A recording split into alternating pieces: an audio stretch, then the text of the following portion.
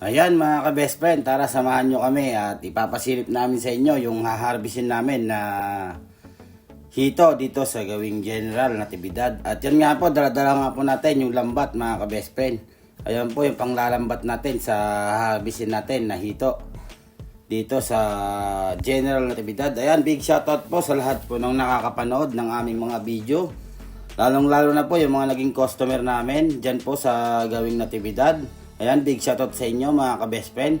Sana patuloy lang po kayo sa pagsuporta sa aming good quality fingerlings at sa aming mga video mga ka-best friend. Ayan, salamat na po agad mga ka-best friend.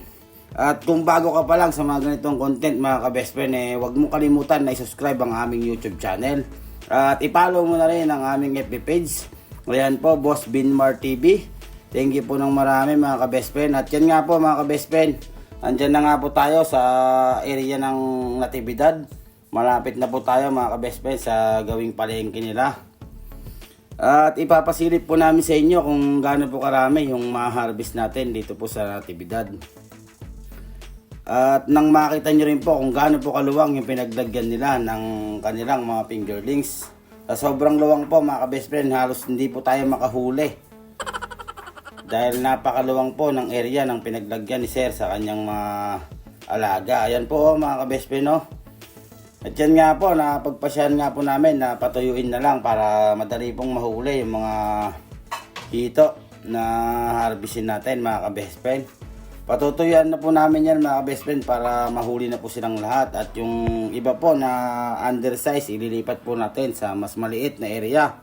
Kasi po napakahirap po na manghuli sa ganyang kaluwang na area mga ka-best friend. Sa mga magkakarga po mga ka-best friend, mas maganda po yung area po ay saktong-sakto lang po sa pakakawalan ninyo na fingerlings.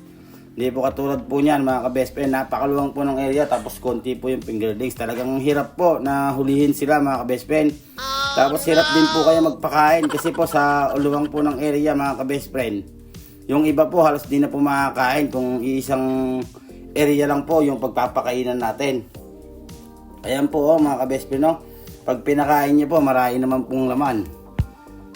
Pero pag nilambat po natin mga ka-best friend, halos wala po tayong mahuli dahil sa sobra pong luwang ng area.